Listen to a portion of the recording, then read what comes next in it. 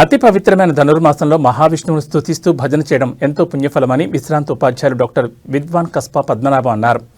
ధనుర్మాసం ప్రారంభం నుంచి పెద్దకాపు వీధిలోని పురాతన శ్రీ రామభజన మందిరంలో స్థానికులు ఈ నెల రోజుల పాటు భక్తి పాటలతో భజన కార్యక్రమం వైభవంగా నిర్వహిస్తారు. అందులో భాగంగా శ్రీ వెంకటేశ్వర స్వామిని స్తుతిస్తూ భక్తిరస పాటలతో భజన కార్యక్రమాన్ని భక్తి పారవత్యంతో నిర్వహించారు. ఈ రోజు నెల్లూరు రమేష్ రెడ్డి దంపతులు ఉభయదారులుగా పూజాది కార్యక్రమాలు నిర్వహించి భక్తులకు అన్నప్రసాదాలను వితరణ చేశారు. ఈ కార్యక్రమంలో వెంకటనారాయణ, మునికృష్ణయ్య, చిన్నప్ప, గుండాల గోపీనాథ్, కొట్టే సుబ్రహ్మణ్యం, మేకల గంగయ్య, మునీందర్ రెడ్డి, తొండమనాటి సుబ్రహ్మణ్యం రెడ్డి, విజయ కల్పన, ధనలక్ష్మి, అరుణ, ధనుంజయ రెడ్డి, జీవన్ రెడ్డి, భాస్కర్ రెడ్డి, సుబ్రహ్మణ్యం తదితరులు పాల్గొన్నారు. ధనుర్మాసం పండగ నెల స్టార్ట్ అయింది.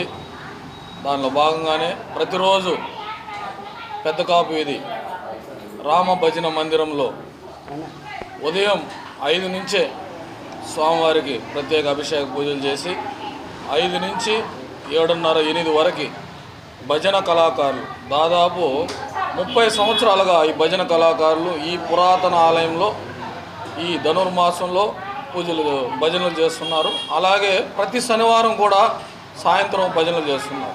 ఇది ప్రాచీనమైన ఆలయము. ఈ ధనుర్మాసంలో ప్రతి ఒక్కరూ వచ్చి ఇక్కడ స్వామివారిని దర్శించుకుంటే అన్ని శుభాలే జరుగుతాయి. ఈ ధనుర్మాసంలో స్వామివారికి ఎంతో ప్రీతిపాత్రమైన మాసం ఈ ధనుర్మాసం. అందువల్ల ప్రతి ఒక్కరూ ఉదయం బ్రహ్మముహూర్తంలోనే లేచి స్నానం ఆచరించి ఈ దేవాలయాల్లో స్వామివారిని దర్శించుకుంటే అన్ని శుభాలే జరుగుతాయి. ఈ పురాతన ఆలయంలో రామ మందిరంలో ఈరోజు పండుగ నెల సందర్భంగా ఉభయదారులుగా నెల్లూరు రమేష్ రెడ్డి దంపతులు వ్యవహరించారు పూజాది కార్యక్రమాలు. ఇక్కడ ప్రతి ఒక్కరూ ఈ భోగి పండుగ వరకు ఈ ధనుర్మాస పూజలు ఉంటుంది. ప్రతి ఒక్కరూ వచ్చి పాల్గొనండి, స్వామివారి ఆశీస్సులు పొందండి, అందరూ సుఖ సంతోషాలతో జీవించాలని కోరుకుంటూ ఓం నమో వెంకటేశ్వర. మాసము ప్రత్యేకత ఏమంటే తిరుప్పావి చెప్పడం జరుగుతుంది.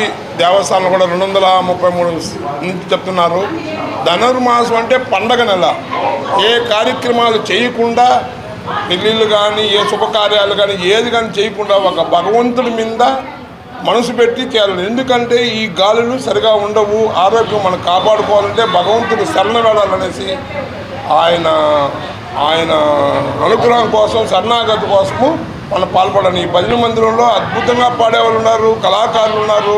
ఇంత గొప్ప భజన మందిరము ఇప్పుడు రాను ఇదవుతుంది కాబట్టి చాలా గొప్ప భజన మందిరము. అందరూ భక్తులు వచ్చి కాపీది మందు పాల్గొని భక్తులు తరించాలని కోరడమైంది. జై శ్రీరామ్.